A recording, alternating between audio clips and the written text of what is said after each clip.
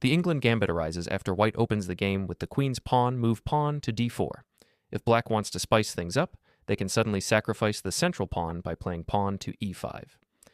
Once white accepts this pawn sacrifice, black continues with knight to c6, putting pressure on the central pawn. After white defends the pawn, the main line of the Englund Gambit proceeds with queen to e7, adding a second attacker to the central pawn on e5. Now, overall, it is considered a somewhat dubious gambit, so after black attacks the central pawn on e5, white typically defends it with bishop to f4, or sometimes bishop to e3. At this point, the pawn is well protected. However, black continues with queen to b4 check, which also serves as a double attack, targeting the bishop and at the same time launching a triple attack on the pawn on b2. One natural way for white to respond is to block the check while simultaneously defending the bishop. After playing pawn to f4, a very natural-looking move for white is queen to d2, seemingly offering a trade of queens. At first glance, this appears to benefit white. If the queens are exchanged, white would have a much better, even winning endgame.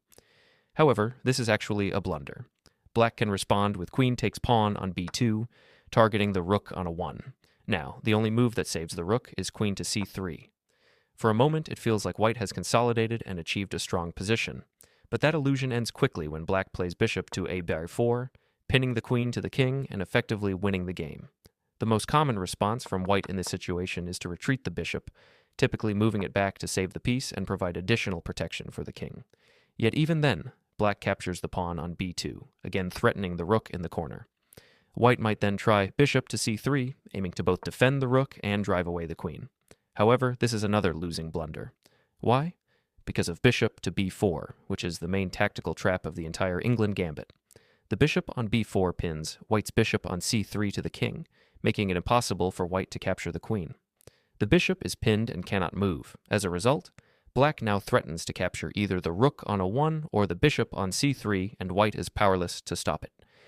Now, if white captures the bishop on b4, that actually helps black. Not only does the rook on a 1 remain under attack, but now knight takes pawn on c2 becomes a devastating threat. White's position collapses completely. If instead, white tries to defend the bishop by playing queen to d2, then once again, for a brief moment, it looks like everything is under control after the exchange of pieces. But the problem is, as soon as the queen leaves her original position, the white king becomes vulnerable. It's as if the white king doesn't mind having a little encounter with the black queen, a metaphor for the coming disaster. We already know that the seemingly natural move bishop to c3 is a blunder due to bishop to b4, pinning and overpowering white's position. Black seizes control and wins the game. In this position, the correct move for white is knight to c3. This move not only develops a piece, but also ensures that the queen now defends the rook on a1. With this, black's main plan fails. However, black still has one last attempt. They can play bishop to b4, this time attacking the knight on c3, hoping to create new complications.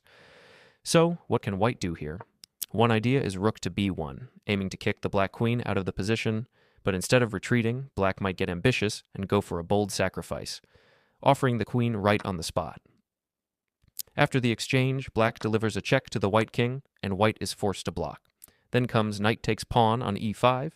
At this point, black has 2 minor pieces and a pawn in exchange for a queen. That's not enough material compensation by traditional standards, but black still maintains pressure, and white needs to play carefully. For example, the white knight is currently pinned, and black is preparing to play knight to c4, targeting the knight on d2. White might respond with pawn to e3, taking control of the c4 square, and it seems like white is stabilizing. But then, after knight to f6, white makes a very human mistake. They might casually play bishop to e2, which looks natural enough, but as we'll see, sometimes it's never too late to ruin a good game with one careless move. But playing bishop to e2 turns out to be a big blunder. It allows black to play knight to e4, taking full advantage of the pin.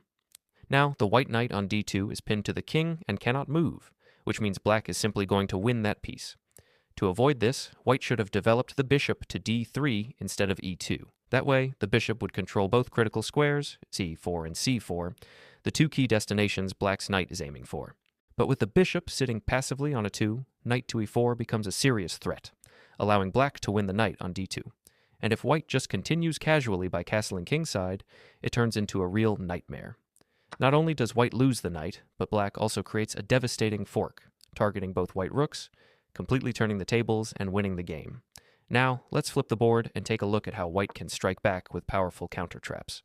So, the Englund Gambit begins with pawn to a5 by black. Critics often say this is one of the worst replies to pawn to d4.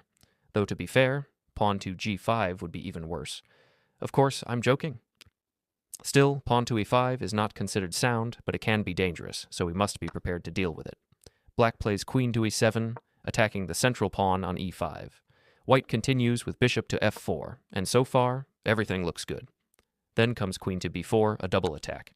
Threatening a check and the pawn on b2, we must be careful not to blunder the bishop, so white retreats it. After that, queen takes pawn on b2, targeting the rook in the corner. White brings out the knight, and then bishop to b4 arrives from black, attacking that knight. We respond with rook to b1. So far, all good. We already covered the queen sacrifice idea, and now we know it's not enough for black, as long as white avoids blundering the knight in the following moves. So instead of sacrificing the queen, black often plays queen to a3. This is actually the most common move in practice. And here's the twist. Most players stop their study of the Englund Gambit right at this point. They learn that knight to c3 is the correct response to avoid the trap, and then they move on. But there's much more to this story. Usually white thinks, okay, now I know how to refute the Englund Gambit, but in reality it's not that simple. If you continue the standard line, bishop to b4, rook to b1, queen to a3, you might wonder, what comes next? At this point, the position is still highly complex, and notice, the material is completely equal. So, technically nothing has been refuted yet. You're just in a normal game with sharp tactics still on the board. Many players at this stage play rook to b3, trying to chase the black queen away. It's a decent move, but there's actually something stronger. Knight to d5, played immediately. Why is knight to d5 better? Because now you're threatening knight takes pawn on c7, which comes with a double threat to the black king and the rook on a8. If earlier you had gone rook to b3 followed by queen to a5, then the black queen would defend the c7 pawn, neutralizing that threat. But by playing knight to d5 right away, you avoid giving black that chance. After the exchange, since the bishop on b4 is also under attack, black finds themselves in a difficult position with no easy way to defend. Now black might try one last trick, queen to a2, attempting a sneaky counterattack. But you simply move the rook out of danger, and the main threat still stands. Black is forced into an awkward defense, often playing king to d8 just to guard the c7 pawn. This leaves the king centralized and exposed, with the rest of black's army still undeveloped. White, on the other hand, is free to continue the attack effortlessly. You can play pawn to a4, quickly develop the rest of your pieces, and dominate the game. But if you want to be even more aggressive, there's a fantastic follow-up. Knight to g5, initiating a dangerous kingside attack, now threatening another fork, this time targeting the black king and rook on the king side. Black has a couple of defensive tries, but both fail. For instance, if black tries to capture the pawn on e5 while defending their f7 pawn, you respond with a powerful move, queen to c3.